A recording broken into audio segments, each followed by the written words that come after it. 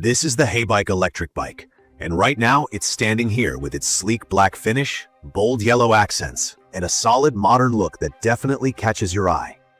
If you're like me and you've looked for an electric bike that can actually handle everyday riding, commuting, or even a bit of weekend trail exploring, this is something that might grab your attention too. In this video, I want to give a quick review based on my actual experience with this e-bike, sharing the good, the not so good, and what stood out most from a user's perspective, especially if you're new to e-bikes. For the overall shape and first impression, the Heybike Electric Bike really feels lighter than you'd expect at first glance. At about 53 pounds, it's definitely not featherweight, but compared to some other e-bikes I've used, it's a lot more agile and manageable. That makes a big difference when you need to load it onto a hitch rack or just move it around your garage. The aluminum frame gives it a strong, sturdy base, but those yellow stripes on the flat black body are not just for looks. They actually help with visibility on the road. I appreciate little touches like that, especially riding in traffic or lower light situations. The tires are 27.5 inches, kind of what you'd expect on a modern mountain bike, and they're about 2 inches wide. That size gives you good balance and grip, but it also keeps the ride smoother when you're not just on sidewalks or nice roads. I've taken it both on pavement and onto a few gravel trails, and honestly, those bigger tires plus a front suspension fork really help eat up small bumps and keep the ride comfortable. I was a bit skeptical about the front suspension because sometimes entry-level bikes skimp in that area. But this one is lockable. You can adjust it for firmer or softer rides, which is great if you want to switch between paved and rougher surfaces. For anyone who doesn't know, suspension on bikes helps absorb shocks from potholes, curbs, or trail bumps and makes your ride less jarring. Turning to what it's like to actually ride, I'd say Heybike nailed the essentials. From my experience, the seat is well cushioned and adjustable, and I had no trouble finding a comfortable position, even on longer rides. I'd recommend this for anyone around 5 foot up to about 6'2" or so. I had a friend close to 6.5 feet tall try it out, and he still felt pretty comfortable. The controls are pretty much what you'd guess if you've seen any other electric bikes.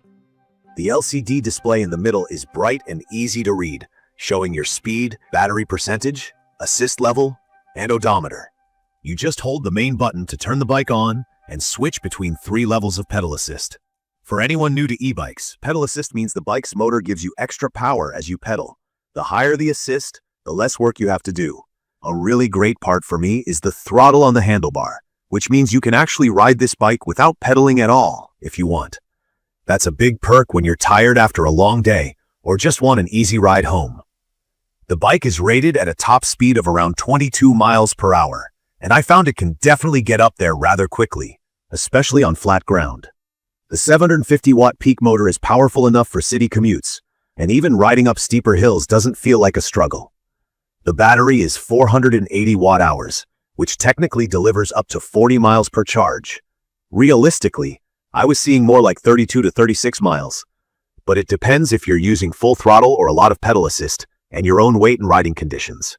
Either way, that's enough for most commutes or weekend adventures, and the battery is removable for easy charging. I like that you can lock the battery in place, and you actually don't have to leave the key in while you ride.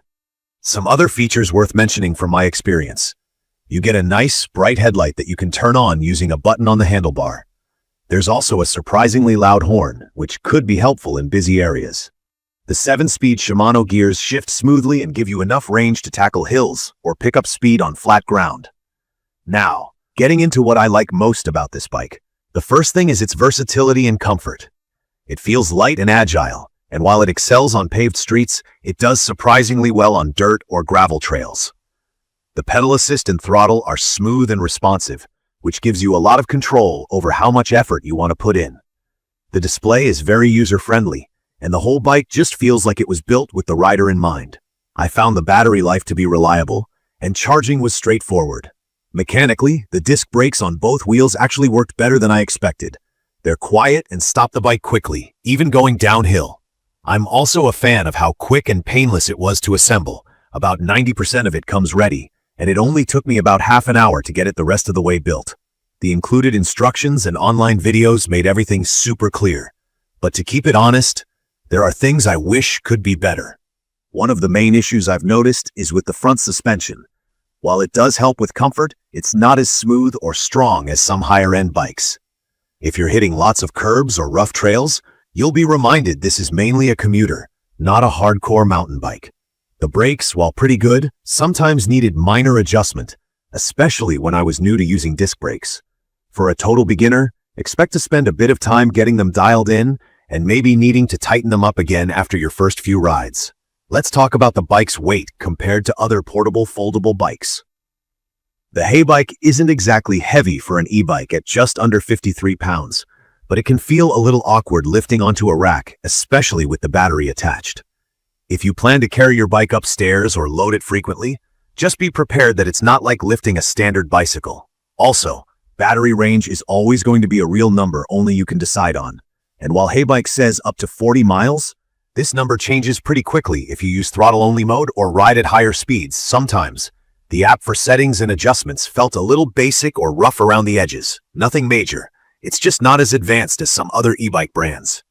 For long-term ownership, ordering replacement batteries or specific parts is not as quick and simple as I'd hoped. It's doable, but not instant. In conclusion, from my experience, I'd recommend the Heybike Electric Bike for anyone looking for a reliable, comfortable, and easy-to-use commuter or hybrid city bike. It does a great job of making electric biking accessible, especially if you're not an expert. The ride quality is smooth, the features really do make a difference for everyday comfort, and the style is modern, which I like. It's perfect for getting to work, running errands, or taking a relaxing ride around town. Just keep in mind a few quirks with the suspension and plan to do some fine-tuning at the start. I will update specific information about the Heybike Electric Bike in the comments. Don't forget to catch my next video.